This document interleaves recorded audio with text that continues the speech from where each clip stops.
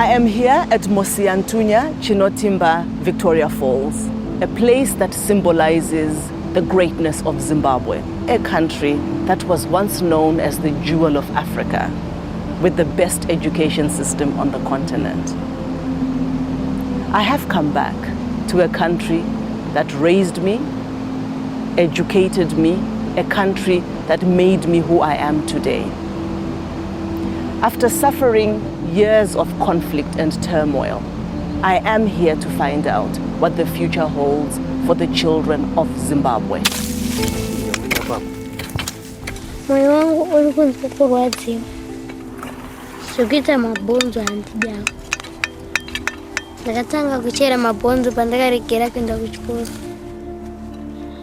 My life is a sad life. I think it doesn't go in 8 years.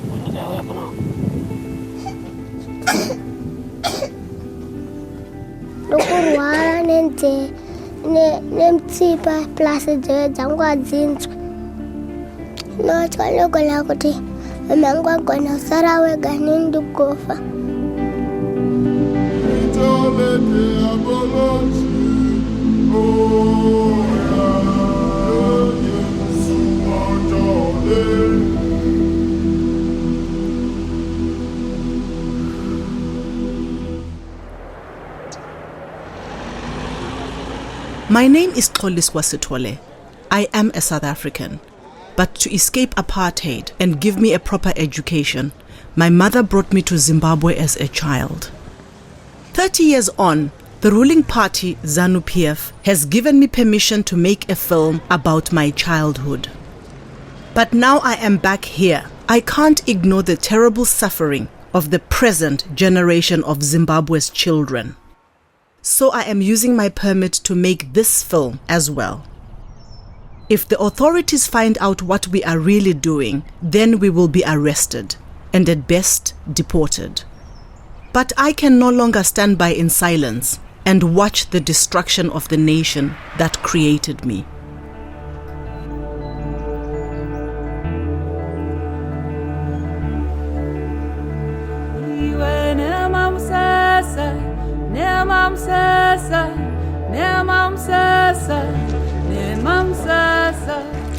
In a northern suburb of the capital, Harare, Grace lives with her sister Michelle and her father Joseph. When I was their age, education was everything. But life is so much harder for these girls.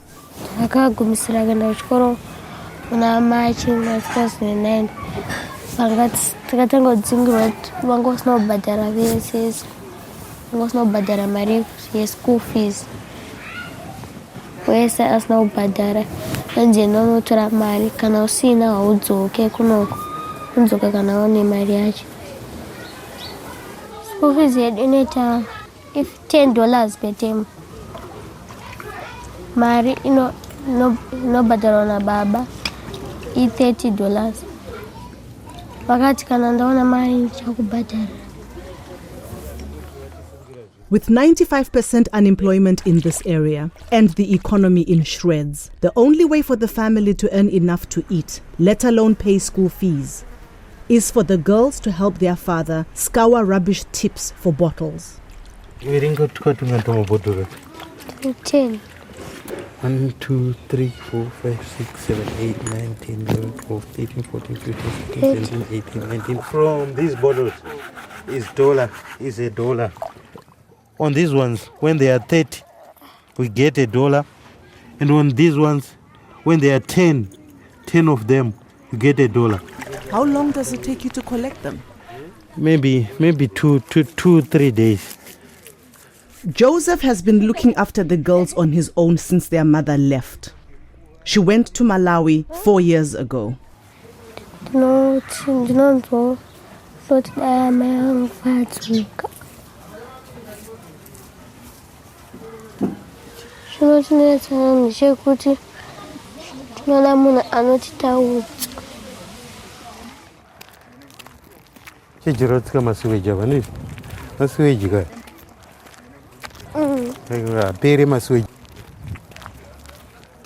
Hyperinflation in Zimbabwe reached 231 million% in 2008, forcing the government to abandon the Zimbabwean dollar in April last year. Most people now use the US dollar, but there are hardly any coins in circulation and few single dollar bills, making it very hard to buy and sell. Mangana. It's 30 for $1.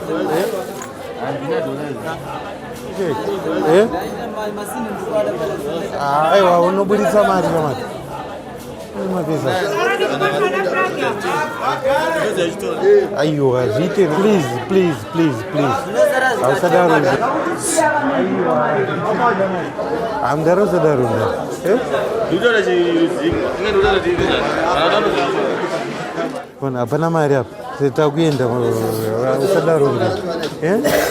Let's go. With such a shortage of dollars, people also use South African rands. Grace and her family will be able to eat tonight because they've found someone with rands willing to buy their containers. 1, 2, 3, 4, 5, 6, 7, 8, 9, 19, 18, 19, 20. 24, 5 rand. 5 rand, around 40 pence, will buy the family just enough vegetables for one meal.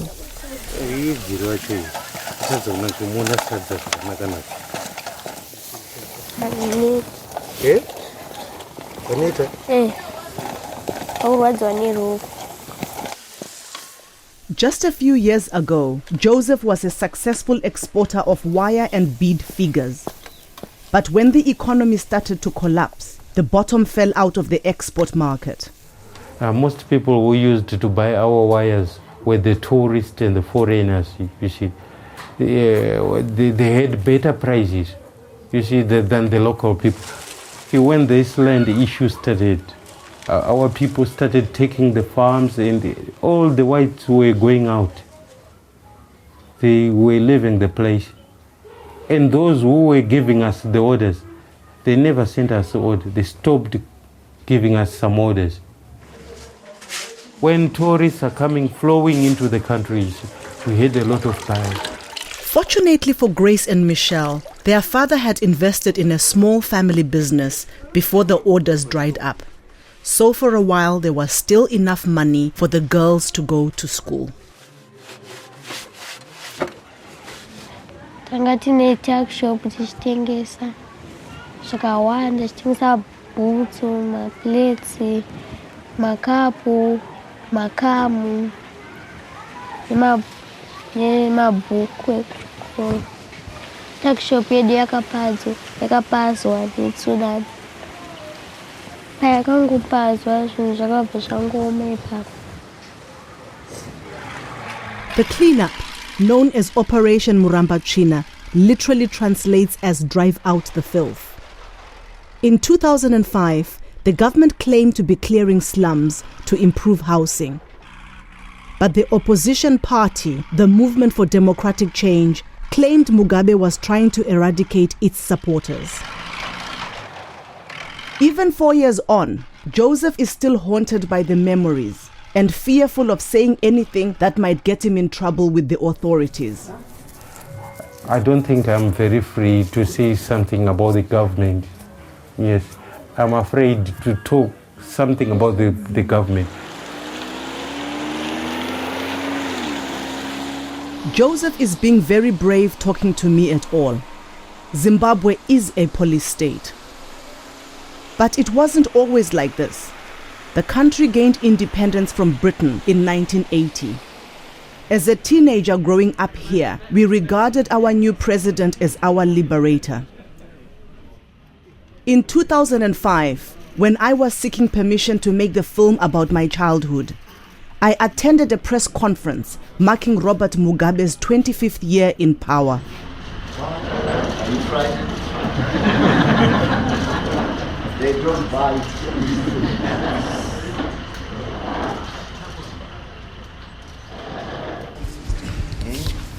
That is a story.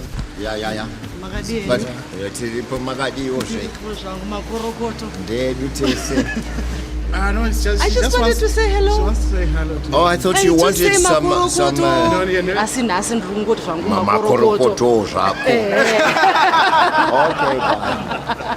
Thanks a lot. Ndakafundiswa nezano ndakakura kunoku ndakaenda kuchikoro kunoku ndakaenda kuchikoro naye kuuniversity. Ndakaenda kuedza kurusunzwe nguva yehondo ndikaenda kuchitsere kumbare kwesoko.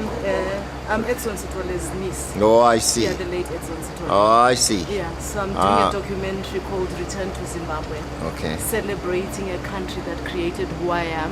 Yeah. Going back to a country which gave me refuge, a home. Yes. And exploring many other things. That's good. You are doing some good work for us. Okay. And I would love to still talk with you. Sure. Why not? Okay, I didn't know. No, all the best. Thanks a lot. No, all the best. Thanks a lot. We are very happy. Thank you very much, sir. Less than 2 months later, Operation Drive Out the Filth began. My feelings about the film that I wanted to make changed irrevocably.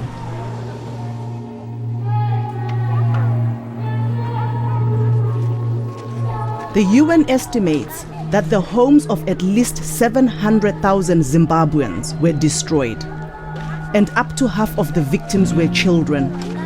With nowhere to go, squatter camps soon started to appear on the outskirts of the cities. With no running water, electricity, or sewage, life here is hard.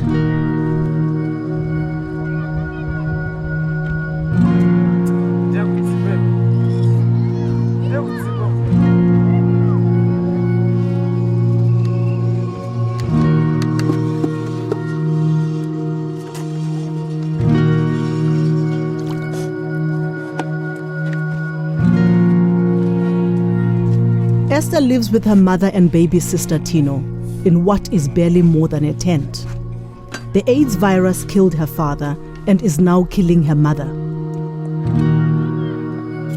Esther is also HIV positive, but with her mother's health failing, Esther is now the main carer in the family. Esther, anturi kuzvati mwana haasi kudya.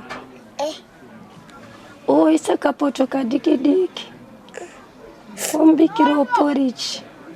Toita kumumwisa kuti atombowane simba nekuti akasadya hawane simba.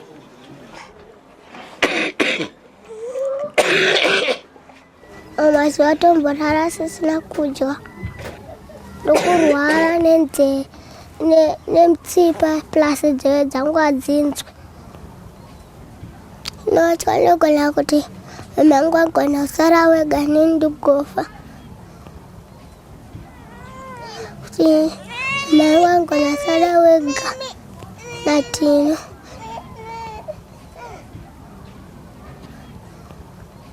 Nondineta chengeta mwana. Akusenda kamoka. Ndombisa unapweni. Ndopeta magumbo ese ndontsvaira ndokoroba. Ndozotsvaira yadi. Ndosika maplate. Ndozowacha zvinhu zvemwana. Kana mama uzviitira tsvina. Ndonenge waitira magumbo ese. Ndogadzira. Sanhasi. Amai ndapukuta pamhiri pano. Ndapukuta mumakumbo. Zinorasa bhaketi rinenge rine tsvina. Tsvina inondinhuhwira. 1 in 7 adults in Zimbabwe has HIV. Life expectancy here has dropped by more than 20 years since I was a girl. It's now one of the lowest in the world. Zvakaoma mwana mudiki akadai kuita basa rakaoma. Harisi basa rinoitwa nemwana mudiki akaita sewe mwana wangu. Sichanaka hazvo, Mwari dai andikomborera ndapora. Ndakuchengetaiwo sezvamuri kundiita.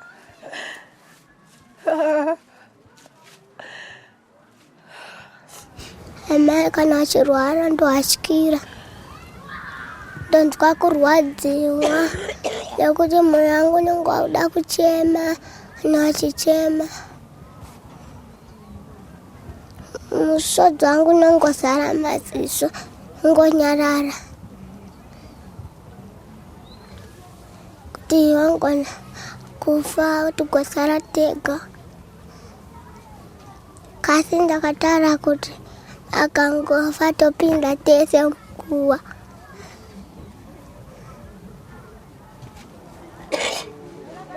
The burden of caring sits heavy on Esther's tiny shoulders.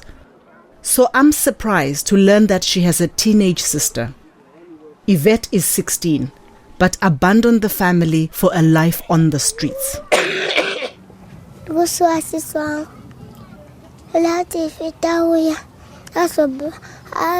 Arapise mama ndisachipata ndibatsiraita basi.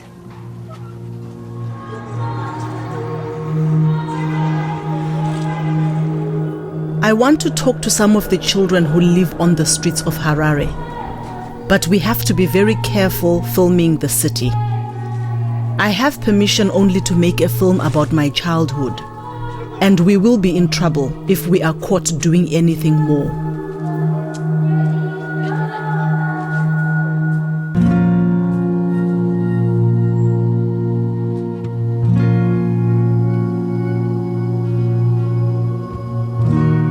After 13-year-old Robert watched his mother die, he decided that coming to Harare might give him a better chance in life.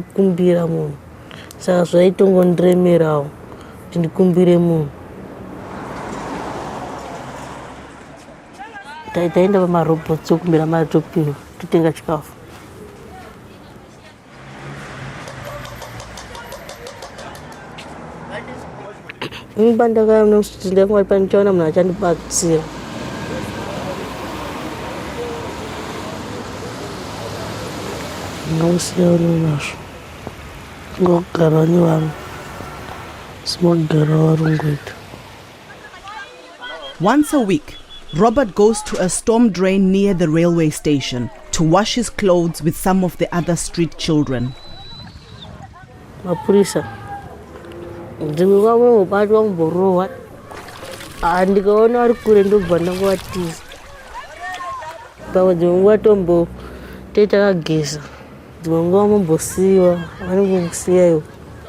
I was shocked when another street child, 12-year-old Morgan, alleged that some police use street children as unpaid labor.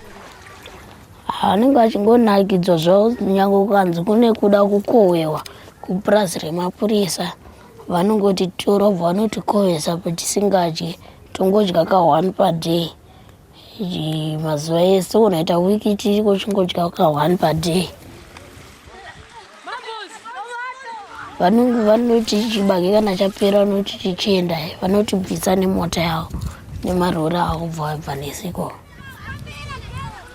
medzenguva vanotoendesa kucentral obva vatanga vada kutipa chikafu obva vatanga kutirova nyangwe nepuranga nyangwe nechii vachingotirova.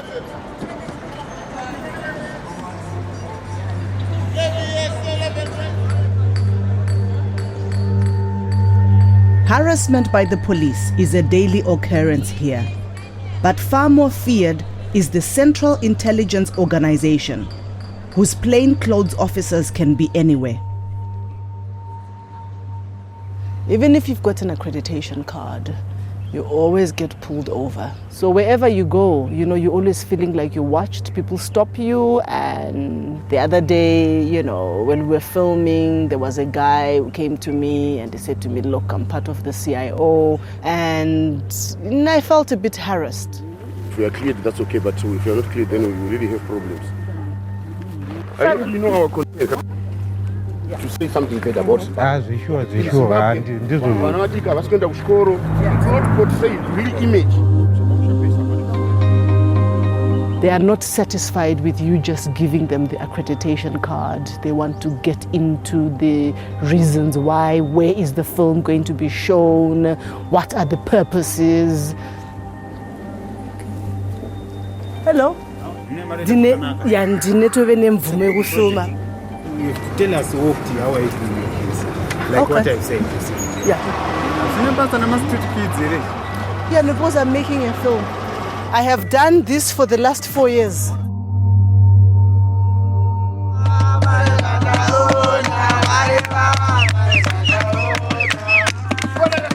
With more and more children turning to the streets, the truth cannot be suppressed forever, especially as a new generation of Zimbabwe's children is now being born on the streets. Ndakakwanisa 17.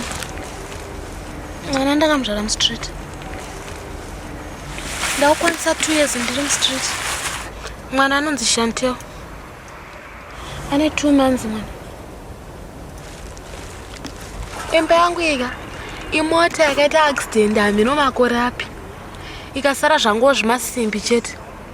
Ndobva ndakungurudzirwa nevakomana. Ndobva ndabatanidza kuti musapinde chando. Kana ndotsvaga plastic ndoisa pamusoro kuti musapinde mvura. Kubva gore rakapera ndakagara ndichigara mushkweshi. Zvakandiomera kuchengeta mwana mustreet. Akarwara mwana. Handina chandokwanisa kuti chikafu chacho kana ndisina anofa nenzara mwana.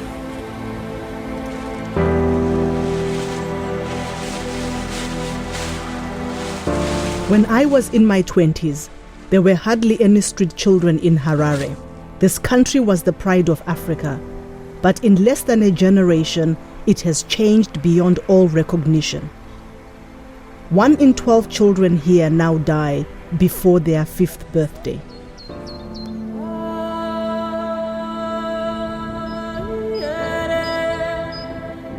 Zimbabwe used to have some of the most productive farms in the world, but they were owned by white farmers whose rights were enshrined in the Lancaster House Agreement, signed in London in 1979. After 20 years trying to negotiate a fairer redistribution of land, Mugabe's patience ran out in 2000, and the Land Act was passed. Soon after that, the so-called war veterans began to invade the farms. The invasions continue today. They are often violent. Sometimes the workers are beaten and even killed. Many flee to unoccupied government land for safety. Out of 4,300 white-owned commercial farms operating in 2000, now fewer than 300 remain. Much of Zimbabwe's beautiful and bountiful arable land now grows only weeds.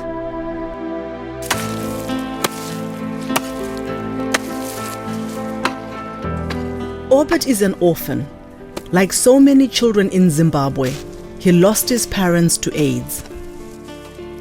He lives with his grandmother, who used to have a secure job on a white-owned farm. Abereko akafa in 2005. Ndofunga bereka mbenondida safu chambofunga maningi.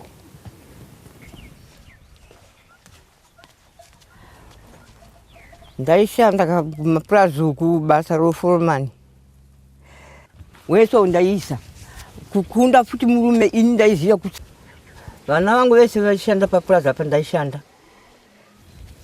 Murungu uyu ndakatogara naye nini kushanda naye basa.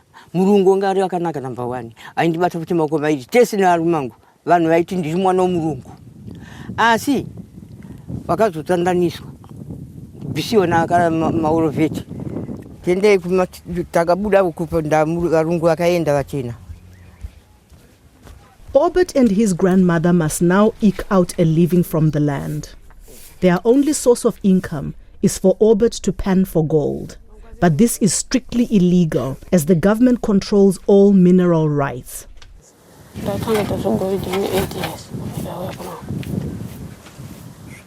Ndakadzingwa kuchikoro nemari pakuti ndasina mari yekubhadhara school fees. Ndauya kuno Goridhe ndashanda naJona.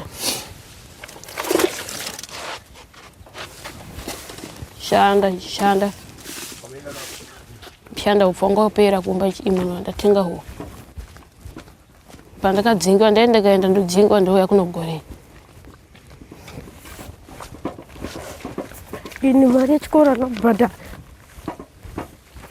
Abuza matest takunyora wa. Ndatingona mari yechikoro. Goridhe yadweke kaoma.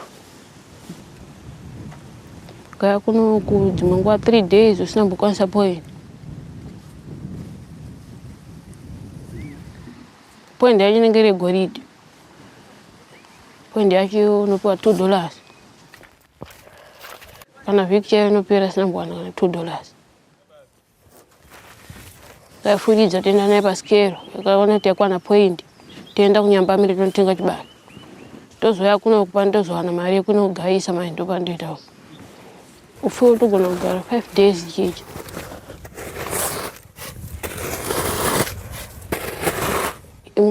Days akawanda ndowanza kushandirawo. Wozi kumba kune kusinawo.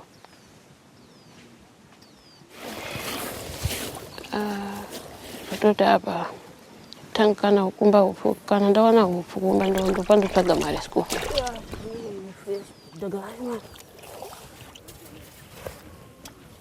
Hapana zvokuti rugare rokuti wabeti ndiye wararamisa inini. Kakati mzee kaenda.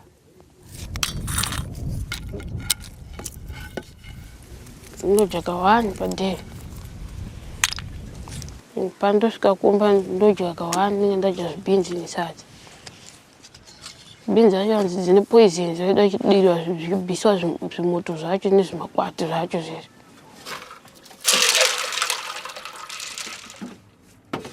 Wakagumisisa kudya nyama rini? Kudhara ndagumisa kudya nyama kudhara.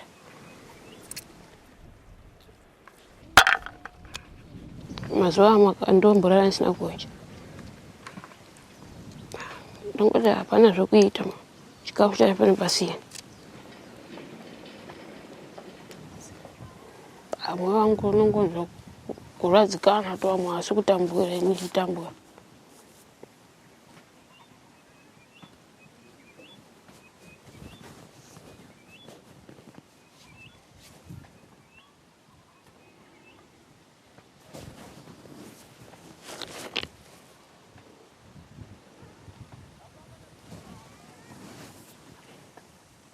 Chinoita kuti ufunge kuti ukutambura. Chandinofunga kuti kutambura because zvacho zvandikuita. Vamwe vanenge vachitamba ndiri kuGoridhe.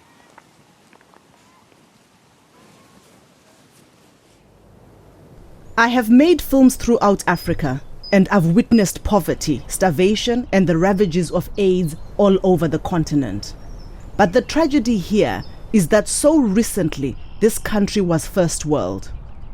When I was growing up, we had excellent standards of healthcare, economic growth, and education.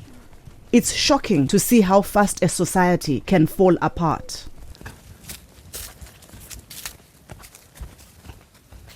Ndiriso. Uri hapo. Uri ba? Hapo. Kuna shikiko. Ndipo. Ana urimbo. Usukoni. Ndoko uri. Usumoyo. Ukoyo. Sumuroga dira mwa. Uyo. Na obedi from tani 2 years tishamwariza. Na obedi na Jona tinerera tesi tongotamburawo sinerera. Apa tenda tsoga urimbo kuti tiyeshire. Tinoenda kumakomo uko. Tikaona urimbo uri mumuti. Tokwira. Totanga kuita sekukusha. Urimbo uchidonha pasi. Vamwe vachiita sechinonga. Uchidonha pachinonga mwari mumuti achiita achiriga urimbo. Andichokwira mumuti.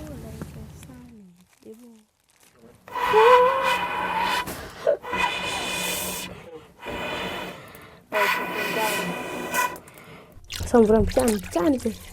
Yakwana chamara usimuriwo kubika. Iyo ndoto muone kwacha kayo. Obeti. Unakanaka anofunga mushamusha. Tumwe tacho sikuda kupwanyika.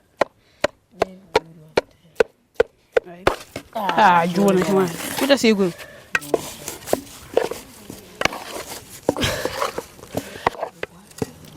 Obeta nembiri kugona chikoro. Kuti anokuramba ingutora manapawani chete. Pandeyo chikoro tomboendibatsira nevamwezve.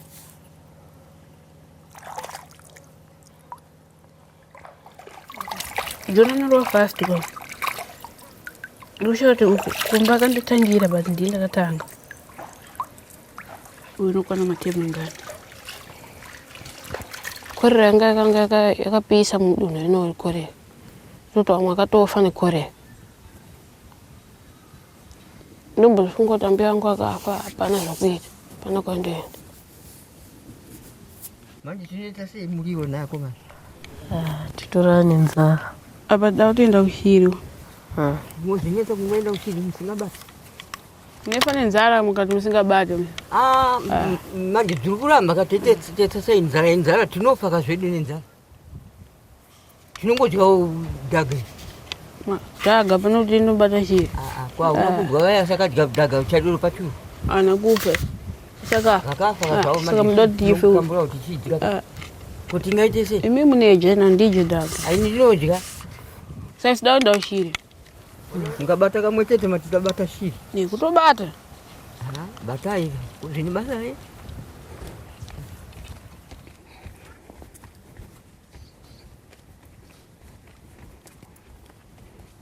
Iwe shiri wanza kumwa panapa.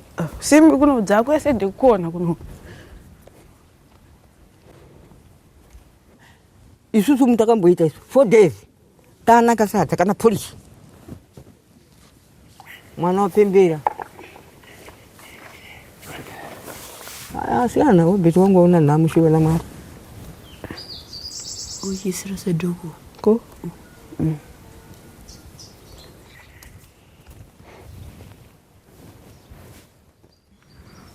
Asato nyoguru aneziwa ichiri nywano chiri chibomwa.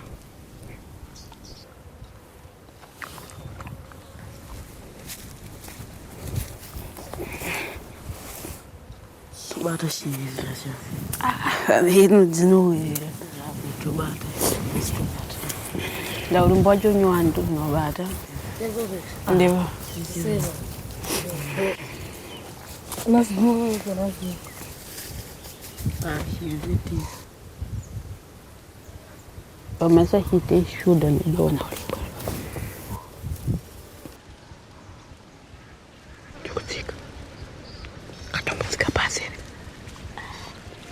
Nzira katikike kai. Tazoka. Tataenda. Katika. Basi.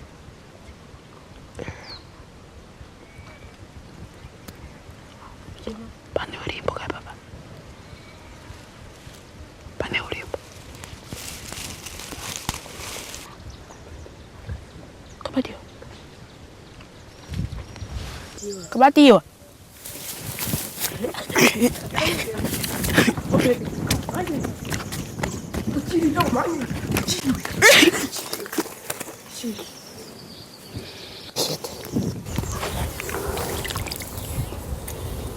DJ so.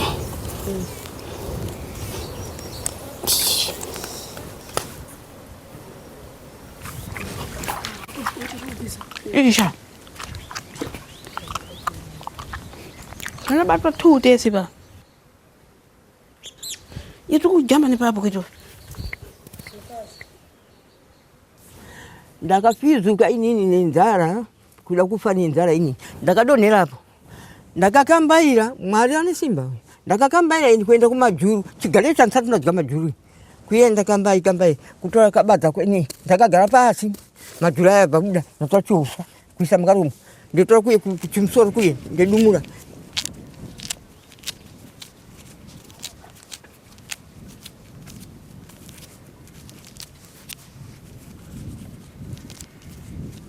inzara hii yapedza vanhu so nzara chaiyo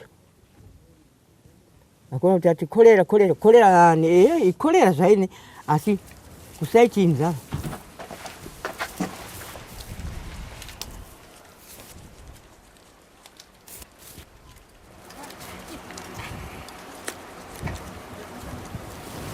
taneta bati tonguta vana zvokuita tichishingirira pavanokurara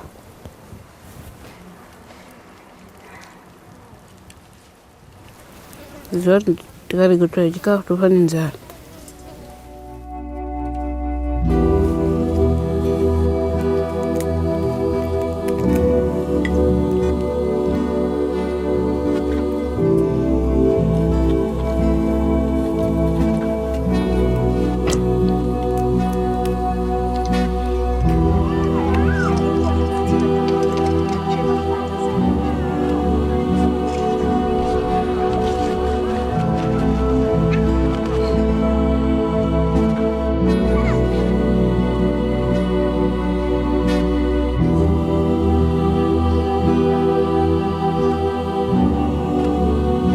Back at the squatter camp, Esther has taken a turn for the worse. The little food they had the last time we were here has run out. Poor hygiene and virtual starvation means Esther has become very sick. No, I don't think I did.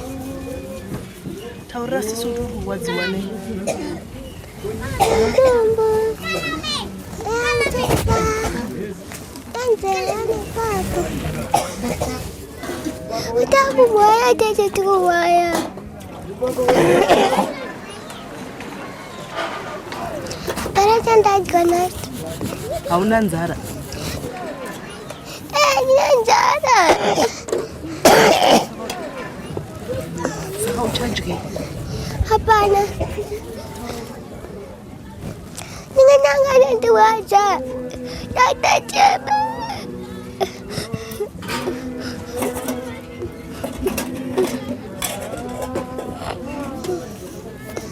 Hanya sipetaula.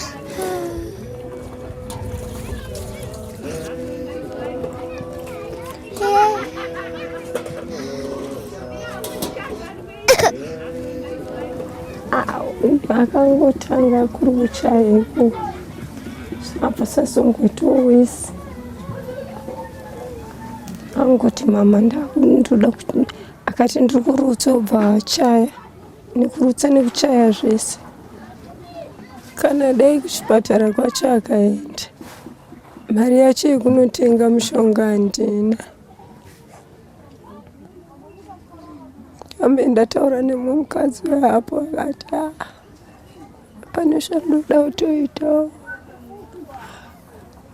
anyarara zvawo. Even if her mother did have money for medicines, there are hardly any hospitals left functioning in Zimbabwe. In my youth, the healthcare was the envy of Africa. But today, there are more children living with AIDS per capita than any other country in the world. Apa ndakasimba zvazvakandinakira. Ndaichengeta mhuri yangu zvakanaka zvetono. Ichienda kwandoenda kuna Women Trust, kuna Women Action Group. Ndinotaura nawo. Kuna Women's Coalition. Ndinotaura nawo. Life for Esther's family was so different just a few years ago. Her mother was an active community leader. Maramba chine katanga. Wanhu vachingonzi Pwanyaimega dzimba dzenyu ingodedzera mapurisa nemasoja vari muzvimarori vachidedzera. Pwanyaimega dzimba dzenyu pwanyaimega dzimba dzenyu. Saka wakangori kwekutanga kwakatanga kudedzera. Tatakura mabhegi edu taenda pachigiraundi vatasvikutotanga kugara. Tuupfu twedu twatatinatwo ipapo tinatwo kumba tukatanga kushandisa kusvikira twapera. Pandaona kuti zvaoma pasina chekubata. It becomes a situation whereby people are actually living undignified lives. And I've always known Zimbabweans to be hardworking people, self-sufficient people, people who were very proud of what they had. They've always grown their own food. They've always worked very hard. And what I'm finding very hard now, shacks are mushrooming everywhere because people can't afford rents. You know, there's high levels of unemployment. And also the clean-up operation has had a lot to do with people actually not having anywhere to stay. And I'm a bit taken aback because, you know, we never thought that we would go down that route.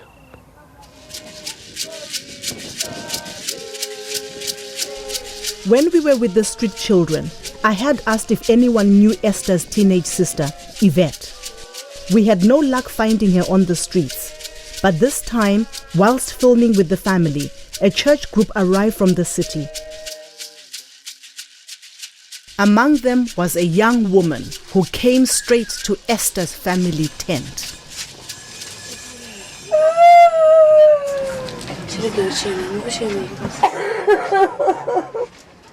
Mama.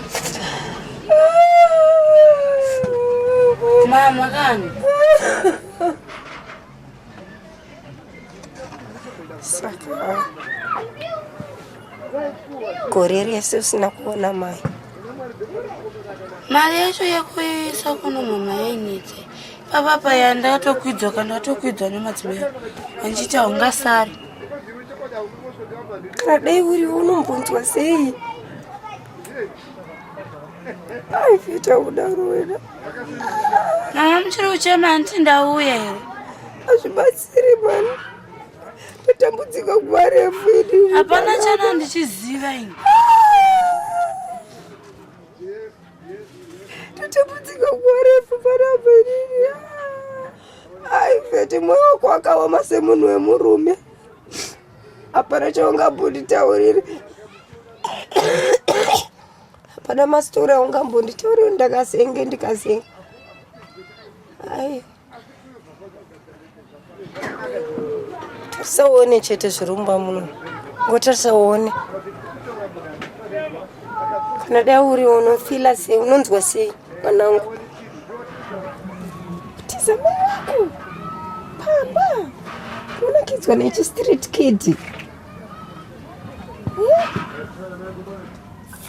Kutora mwana mupisi matoti akasara matoti izvozvo.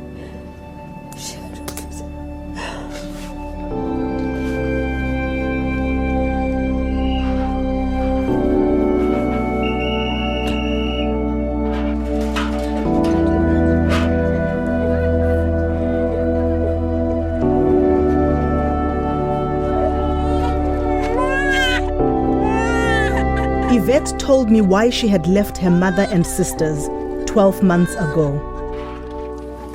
Tutanga takara umbari background chigare papo saka mapasikana vendotoona zvinokumbira mari mamovha anditi ndienda ndaenda kutauni kweko ndaenda nchidzoka ndichenda nchidzoka saka vasikana vakati nepo vakati avo havachadzoka ndarekera kudzoka papo.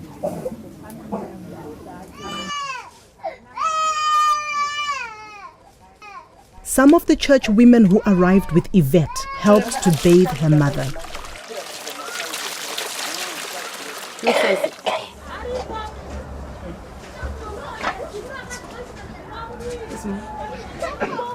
Mama anogara chirwara.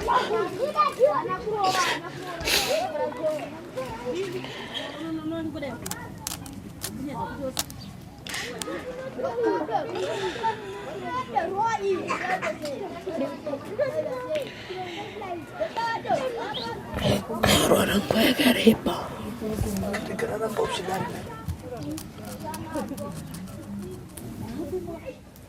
Ndio tosha tena kuna kuyanchona mama wafu. Ndonocha HIV. Boyfriend yangu ni 21 years. Mungu angasina kwenye makondomu. Chirwere chacho chinotyisa hachirapiki. Nengo autodomuna ninge achikuitiroke achikuchengeta. Saka unozomwana kufa. Iwe unenge uchitofanira kutochengeta umunu.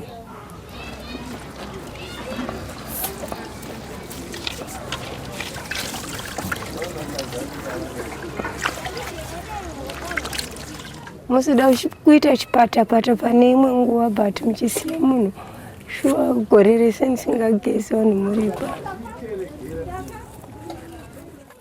Achiri kundikwadza ichi. Dzototera nikamwe yakaita mhuru kakachiripo nendini kuti ndachigisa tsvinanga yakaomerera. Ndaya. Mwana kudya. Moyo wangu uri wazi. Wacha moyo. Wacha. Mwenda kudza kusvikuita wani. Unotora hembe woningirika.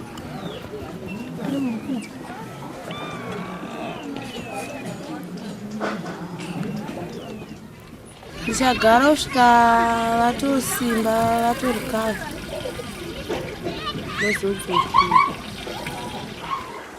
Kana month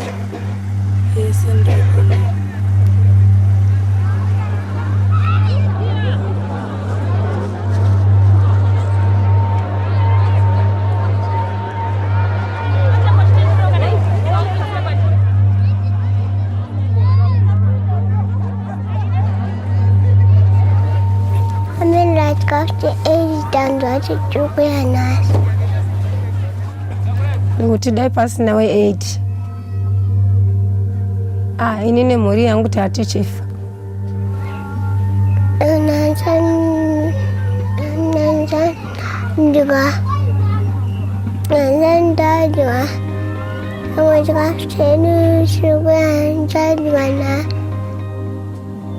Changu ndinoita kutambirirwa. Nekuti handigoni kuendawo ikoko nekurwara.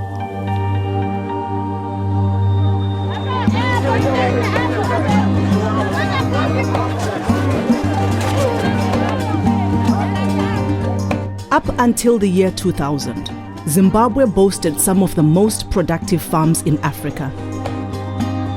It breaks my heart that in a country that was recently so abundant, almost half the population now rely on foreign aid to feed their children.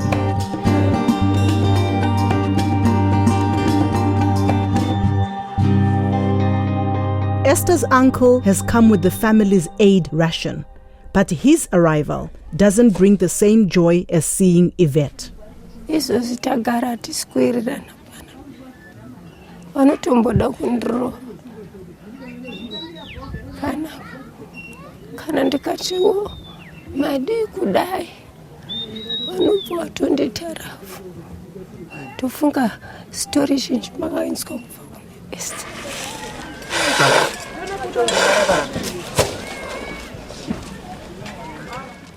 Zoti inini ndinotyira upenyu hwangu kuti ndikafa. Vana vangu.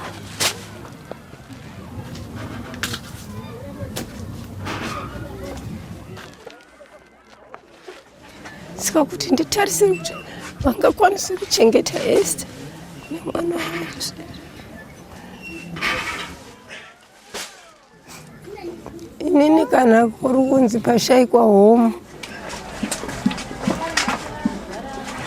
ndinotora vana vangu.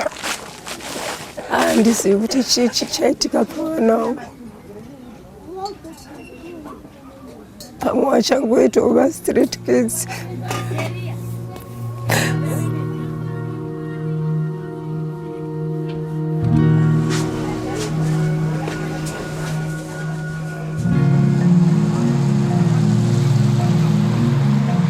Malnutrition and lack of clean water is killing more and more people in Zimbabwe.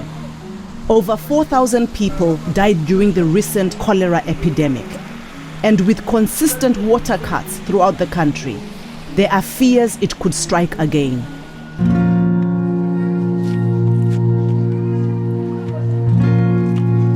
In the suburbs of northern Harare, Joseph knows that the girl's survival depends on staying healthy, as they can't afford to see a doctor, even if they could find one. It's okay. Nozodzoka kana manheru. Takuda torara tovatatanga kuchereredza. Pakazononga kuti kurara chera mvura. Matoilets akazara, maswitch angwairi. Now it's almost 2 days we have no water. So we have a long period without the sewage being maintained, you see. So the problem is that they keep on blocking just because nothing is done about the sewage work. Kana ndenda kusango tuende ku toilet. Can't live in a situation like this without toilets, you see. There are mosquitoes and flies, a lot of them. Every week we experience this shortage of water. So it's in everyday life. We have been suffering with this sewage work and water works almost for 3 to 4 years. What I've seen is shocking. I mean, I never in my life imagined that I would actually see open sewage systems in this country. I never in my life imagined that actually people at some point would never be able to flush their toilets for 2 years and actually having to resort to going to the bush to relieve themselves.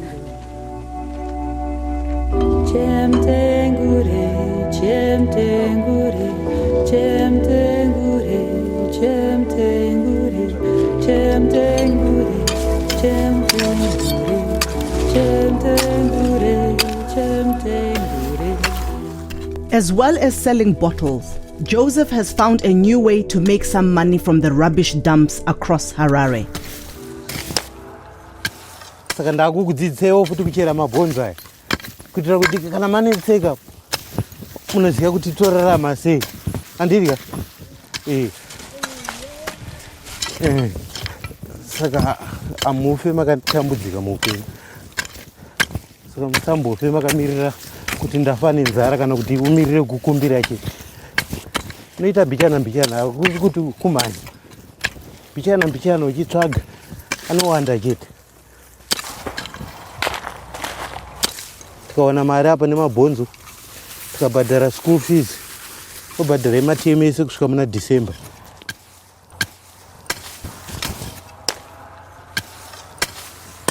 Basa randikuita rakaoma. Mabhonzo anoneta kuchera. Moyo wangu uri kunzwa kurwadziwa. Zvandiri mwana mudiki kudai, ndinochida kuita zvangu zvimwe zvinhu. Zvekuita mabhonzo handidawo.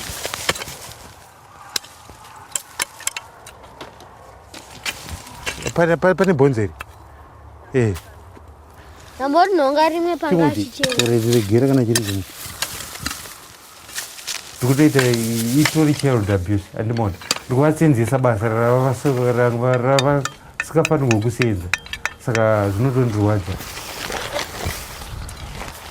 Anoiswa mune zvinhu zviri dheti. Munenge mune mazisadza, tsvina, zvinhu zvakawanda zvinoraswa zvine tsvina zvinenge zvirimo. Nyangwe tsvina unotomboiwana imomo. Muita sei? Muita mabu. Zvinorwadza zvekuchera. Kutamba navo.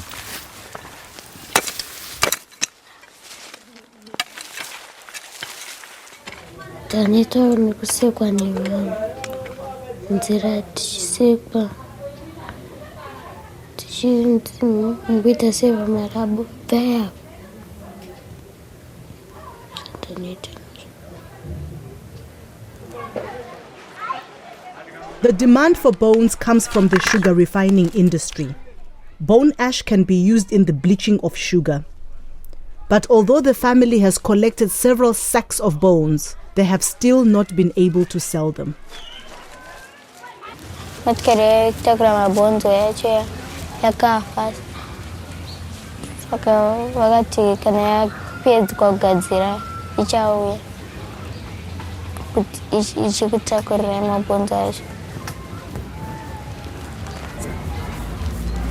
Baba wangu alikuti kana ndanotora mari yangu emabhonzo ndo pancha kubhadharira.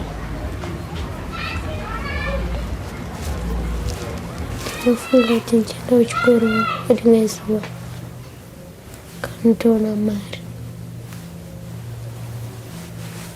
ndanoita nekutakura mabhonzo ndochera.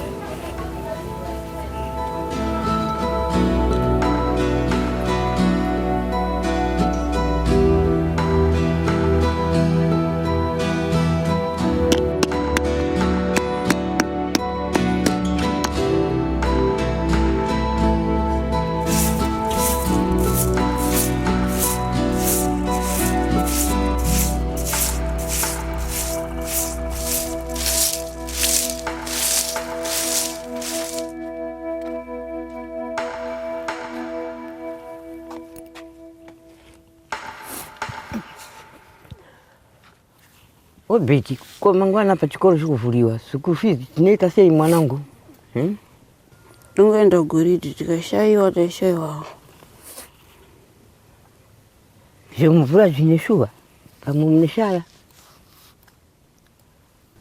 Kana kaenda kuti futeke hazvina basa rese unoturaya. Dzikuita sei shiri zacho? Shiri kuya dzineuya but urimbo wacho mwacho nongosingabati. Munongoendawo kupishu. Mulambe chaisi kubatika.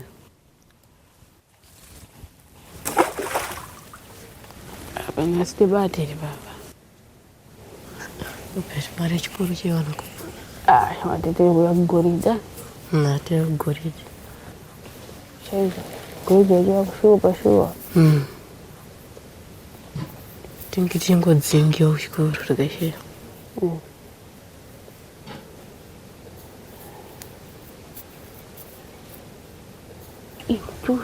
Machuri.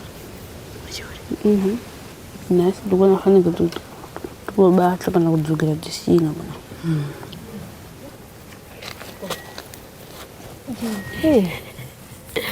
Machuri kama ziko kando mpe. Esika baba kushuka kokulu. Abuba Ivanzi. Bata buba. Iya. Machure. Apana papa kama.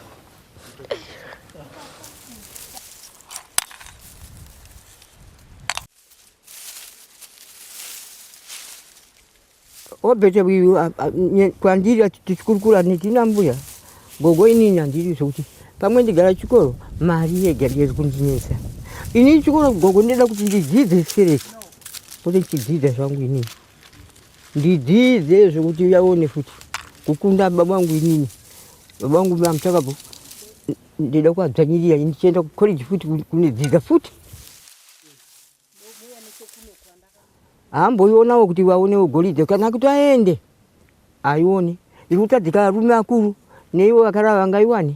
Vachere pano aona hapanayi, vachere pano aona hapanayi, vachere pano aona hapanayi. Mwana wangu akabega kupedza chikoro ndaya school fees. Moyo wangu unogumbuka sereki. Ndakurarama kwemazuva ano kana mwana kuda basa kuti ashande kuningirikina kuziya chikoro. Mwana ndoda kudzidza. Ona imi mukutaura chirungu apa. Kuziva ruzivo renyu abereki enyu akakushupikira iso sereki. Kuziva ona chirungu muneziva, chii muneziva, zvese muneziva.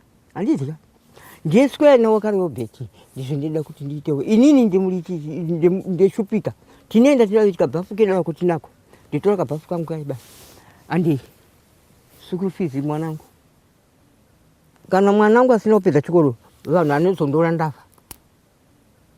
Ndakafa zvangu pamuti akona kuti pamwe pamuti chaipo panoponyengera fira.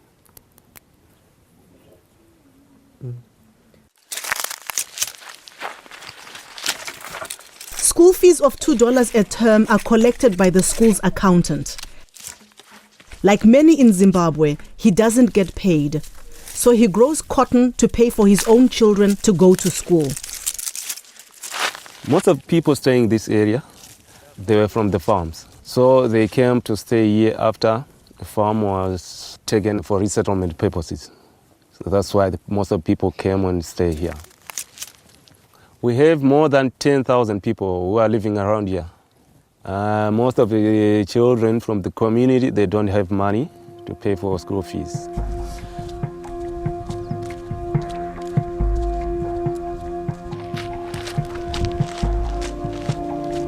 It's the first day back at school. Orbit, along with over 1,000 other children, have turned up, but less than 100 have so far paid their fees. For the moment, Orbit and the rest of the children who cannot pay just have to hope that they are allowed to stay and learn.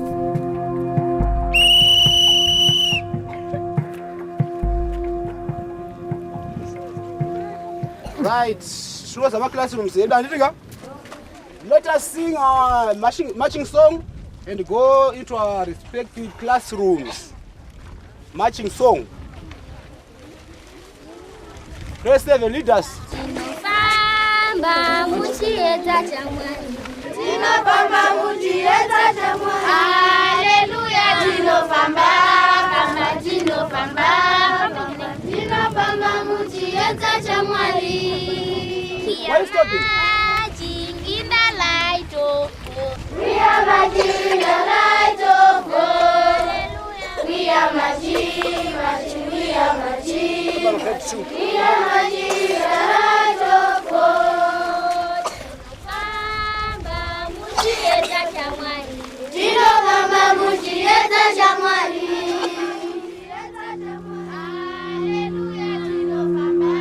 Chikoro chedu chinechi ndinoona kuti paripo patakambonyora vana nherera vakasvika kuma 350. Klasi yangu ine vana 63. Chatisine mabhodhi acho tinawo asi mashoma. Ndozvimwe zvinosakisa kuti maticha adzise vana vakasanganisa. Unogona kuwana kuti magrade 1 anenge achisvika kuma 125 vanogona kunge vachidzidzira panhu pamwe. Nemhaka yekuti hatina mabhodhi akakwana. Saka izvozvo futi zvinoafekta vana, havazokwanisi kuti vanzwisise kana vakange vakawanda. Obeti mwana anogona chikoro, asi kuti ane dambudziko muupenyu hwake. Akabatsirwa naticha ane chido, mwana unokwanisa kubudisa maresults akanaka. Yes, Obet, can you rub the boat?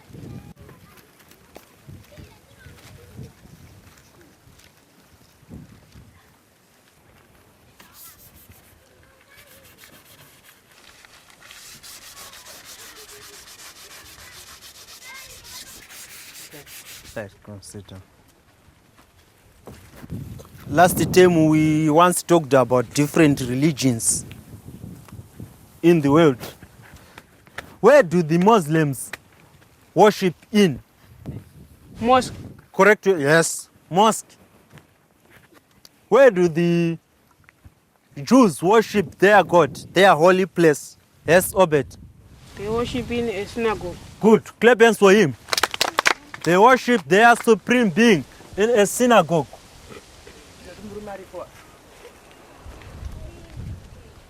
Good morning, sir. Good morning, class. Good morning. Kune mimesa atina kubhadhira school fees handiti? Tiri kumboenda kumba tichitaurira vabereki here nenyaya ye-school fees. Vari kuti kudii? Vari kutsvaga. Taane mazuva ano tiri kuyeuka tese kuti zvatakawirirana pamusangano nevabereki kuti takapanana time yekuti tinge tichipedzisa kubhadhira mari idzodzo. Saka toita sei? Mochaenda kumba here? Saka mangwana touya nemari idzodzo handiti? At the end of the first day of term, no one has so far been sent home, but Orbit fears it is only a matter of time.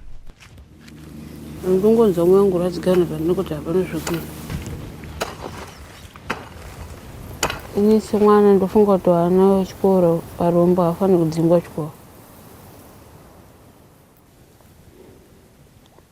Pakuringira ndofunga kuti upenyu hwangu pamwe havachazondibatsirawo ndozova munhu rinoniwa nowana mari chiwanotengawo mbacha chitengawo chikafu. When I went to school post-independence, Zimbabwe had the best education system in Africa, if not in the world. Mugabe invested in human resources, invested in educating people. Schools were resourced. Education was a priority. There was no child who didn't go to school regardless of whether that child was poor or not.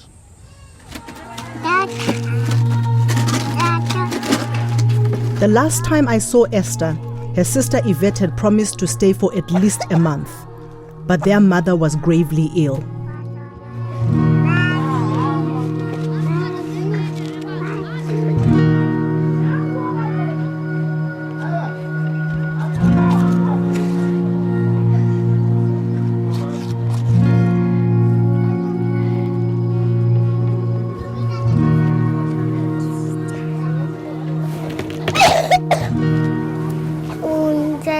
I played the pan and then back with the way. When I did, Mama G, Arambakanara. Because it's called Dangle, Kangot. I drove her. And I'm doing that in a jet. I had to get that mama. And I thought you get that mama, nothing.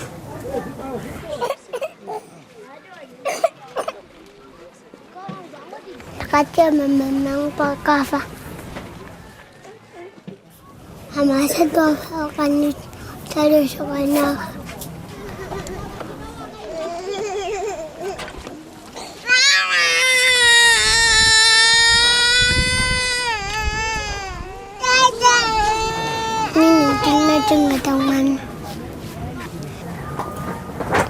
Nggak tahu mana sendiri dah sekolah, doanya sudah dia kakuan,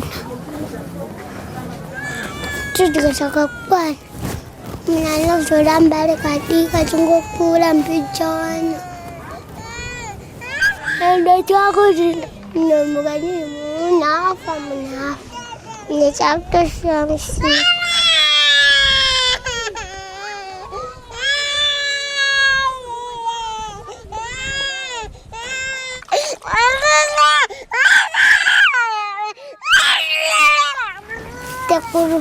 Sekolah kunci cenggeta sao.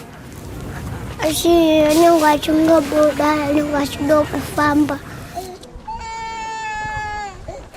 Kita rawan itu. Kita kacak terus.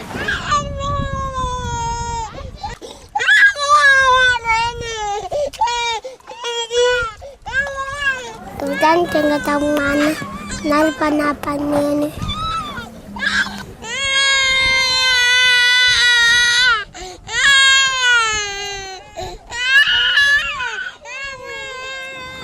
Iya pakai anda, pakai wajib. Kude, angkat isian tega.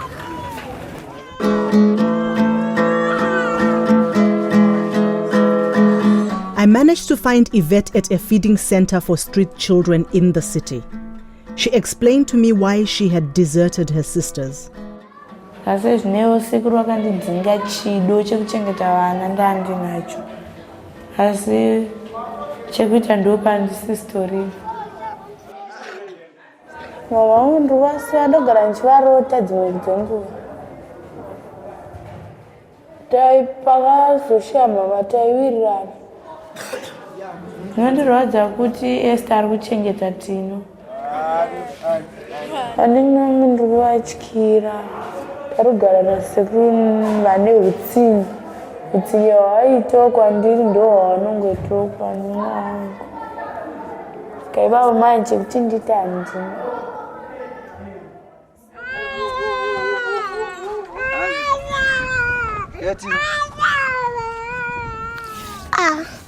Ada siate vetambo jok. Yang jauh aja. Buswa mamangu. Mama, tasari bachingi chengeta. Jingende tauskoro.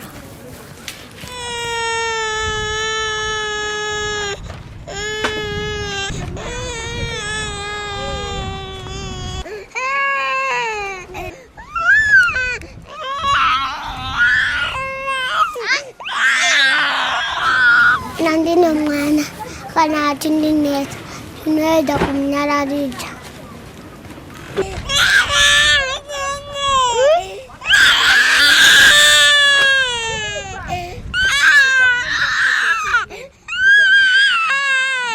Mana anyanya tsatsirwa na utem nungomsiya kada.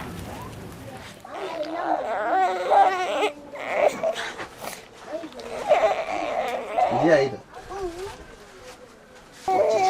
Esta, ngomuro esta. Anditi.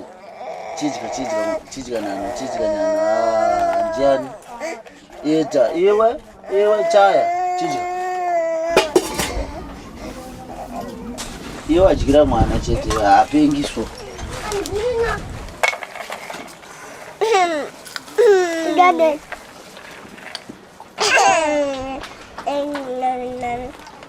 Tidak ada.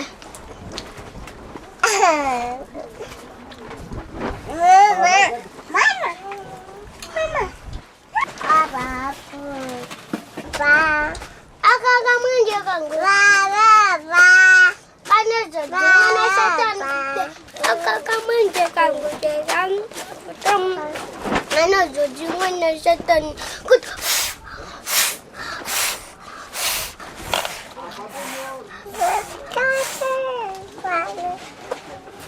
Tinalungwa chai.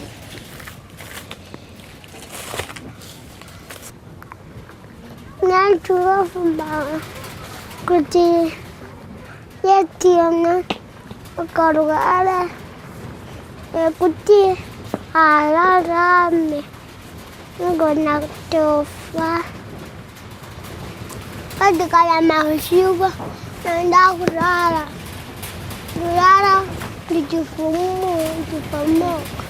difunduka jadi pakaian subur kapura ni bamba aku jaga mana tangga funduka jadi wangan numpo fadi Nenek kudo mazaya seneng garan kaki.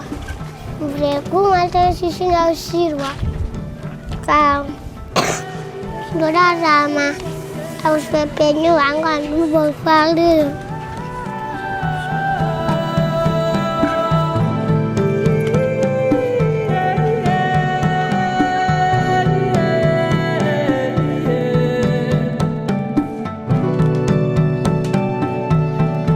In northern Harare, Grace and Michelle are trying their luck and have returned to school even though they have no money. But with teachers not having been paid for months, fees aren't the only obstacle to the girls getting an education. Takatanga fikira fure sakasata mbufunda chini. Maticha asikudzidzisana kuti anopiwa mari yacho yawo yakakwana. Katika tango chikoro maticha waitoti tukona kuenda pa strike nikana sina kupewa mari yati kuda tukona kuenda pa strike saka wa hanzi strike teme yakaoma hanzi saka mnogona kutodofora mese classes saka mtweni mari miende kuma extra lesson kana musina mari hamino zvenyu munongofoera mega kuti kumatemu tematatu temi 9 iri kudzingerwa vari kudzingira futi vanhu school fees. Tiri grade 7 ndakarosa chikoro kakawanda ndakafoira. Grade 7 ndo primary kupesera ndakafoira handisi kwanise kuenda kusekondari.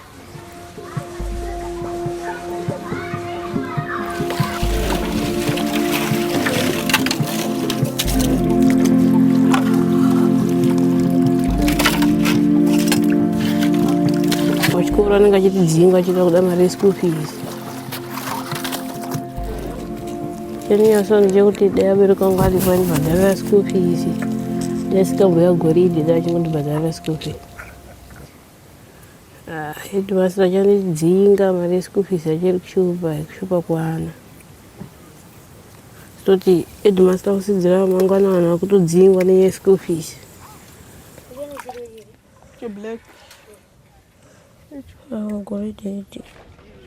We are here to teach pupils and this.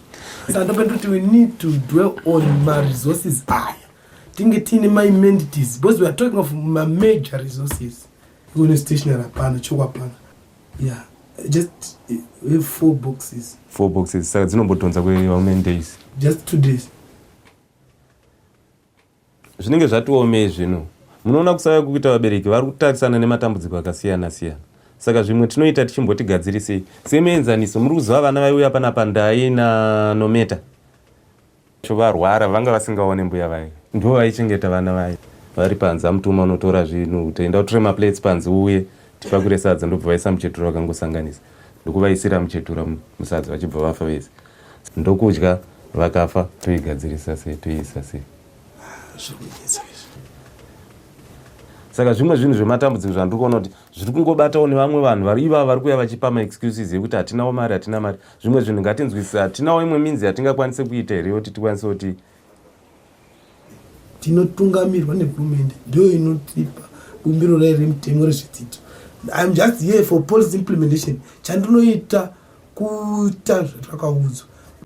But tikada kuteera mutemo wenyu ikadzingwa iyoyo kureva kuti chikoro chese chaenda kumba hatisina chikoro panapa nenhamba ichasara zvitori nani pachikoro papusira pene kana una 116 taura yachikoro tikadaro. But zviri nani kuti dai kuri tine vana 116 vanobhadhira mari zvinhu mari zvose anoenderana nevana 116 it's okay. Pindai gogo vana ichigara garai henyapo gogo evo igogo ewa meno tokubatsirai nei gogo? Chichemo chaicho chichemo ndicho chandikutira kuti arega ndiende kwaheadmaster kuti uyu musamutanda sezvino ndikazotsvaga mari ndikaiona ndapota ndikaiona ndikupai mari yeschool fees ndaishaya munhu so ndati gaiapata ndikaende ndinoitawo chichemo school fees inanengera $5 tikati vabereki nguva mukachema tadzikisawo mbichana tikatanga tisanganawo pachi pa$2 yacho ndeti iri kunetsa kuwana handisi kuramba ndinetsa kazvishu asi ndakuti mimi chiitewo kuti chero kadiki diki ndikaitawo $1 mukazombochema muchiti akambobhadharawo $1 zvinodii zvinonzwisika. ungaione zuva racho rekuti ati zuva rekuti imi hamuna kuti tine nini chembere yakadai shuwa mungabva mamoyo fanike chironda gogo mamoyo kwenyu kumaita mazokanganisa ndanangoditawo kuti ndikurukire moyo wenyu ugari pasi pamwe chete tisangane neni please ndinomira nditenise apa kagaba chaiko mumba hamuna zvakaoma ndoyatsoziva kachigubhu chaiko hamuna ndoita sei dakuti mune kachigubhu bheta kagumbezi kuti hamuna ndoita sei mani alright gogo pandazvinzwawo kuchema kwenyu sandapenda kuti imi mukangowanawo chero 50 cents nemandi hadzoriwe kumba wana 50 cents chete asi kwaini 50 cents anongodzokwa nevanhu. Alright, open end of class. Alright.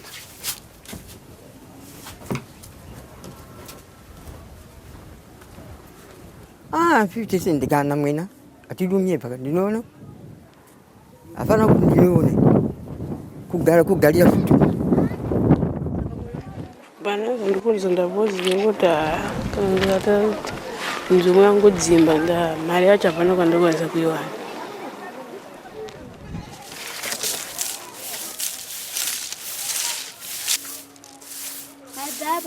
In Harare, things are not working out for Grace either. Takaenda kuchikoro musemandi ndikadzinga zvikanzi handinga sinobhadhara ngasawi. Takanzwa kubaikana pandakaenda kuchikoro ndikadzinga.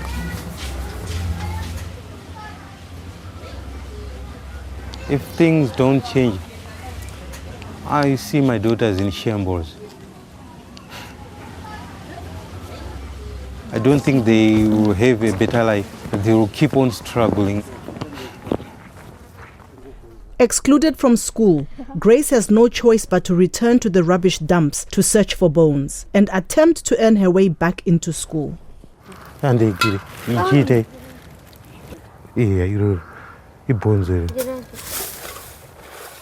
Ndanga ndiri president ndaendesa vana kuchikoro pamwe chibatsira nherera asina mai nababa nekugadzisa matoilets kupinza vanhu basa.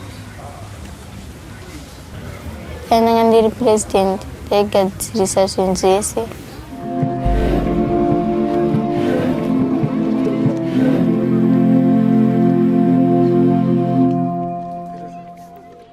At Orbit School, the headmaster has given his accountant a list of all those children who have still not paid their fees.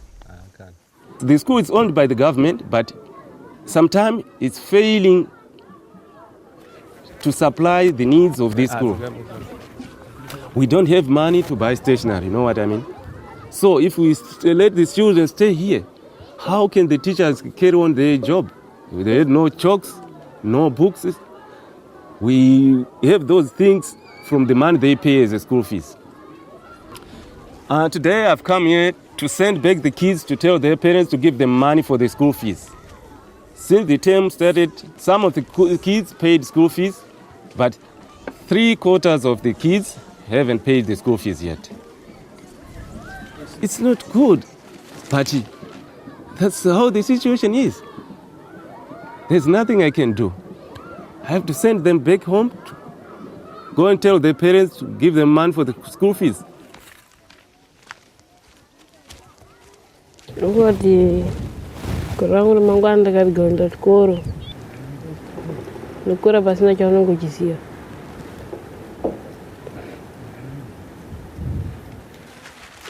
Nyaya ndainga maiziva ka magara muchingozviziva ndeti mirai apa pasina kubhadhara vaya mirai apa imdimi musina kubhadhara mari andeti ande right iwe hey. ande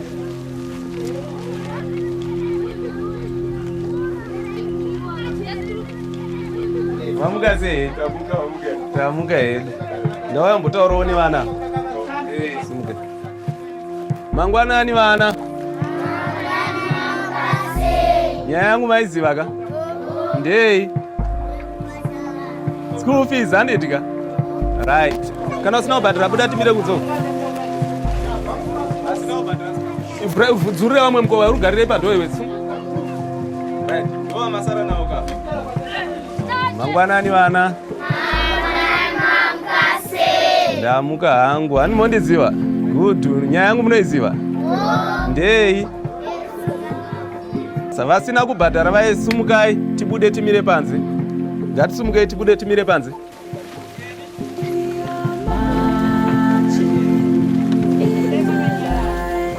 endai munomirira parefu apo epai mukana vangu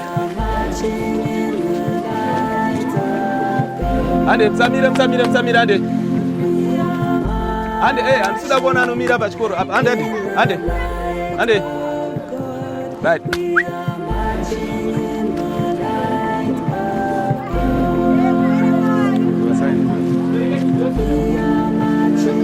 Fambai, fambai.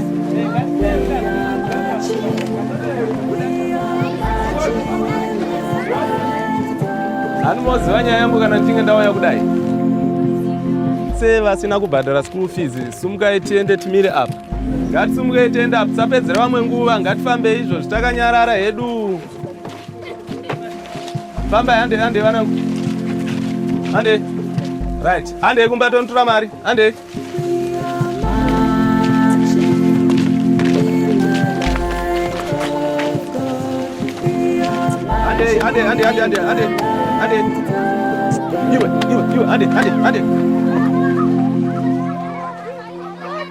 Out of 1,015 children on the register, 889 have been sent home, almost 90% of the school.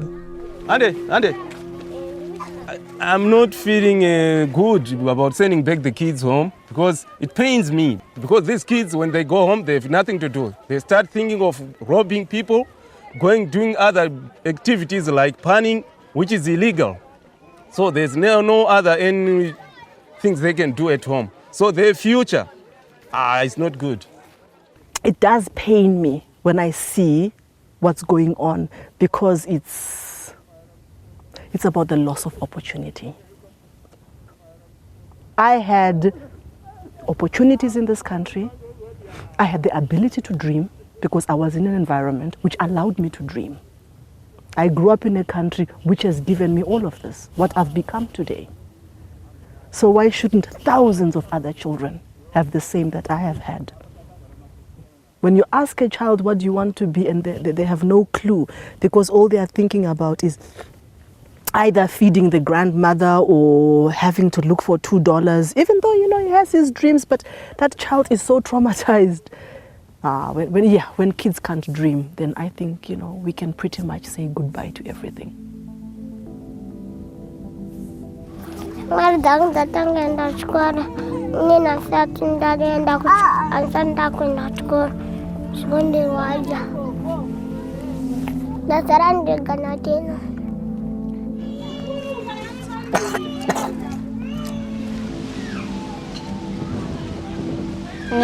Ngasenda kuchikora upenyu wangu unenge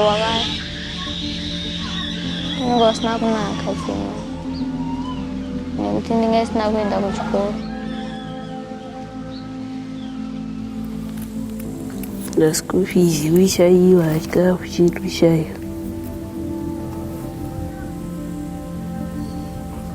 Ndifunga kuti wakaipa mtima kuti wanadzingira zvifanira ngodzidza. As a child of Zimbabwe, I despair for the future of the next generation.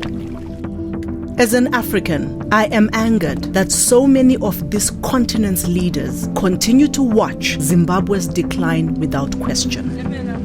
And as a citizen of the world, I hope that one day soon, when the current leadership releases its grip on this country, the rest of the world will be there to catch Zimbabwe's children as they fall.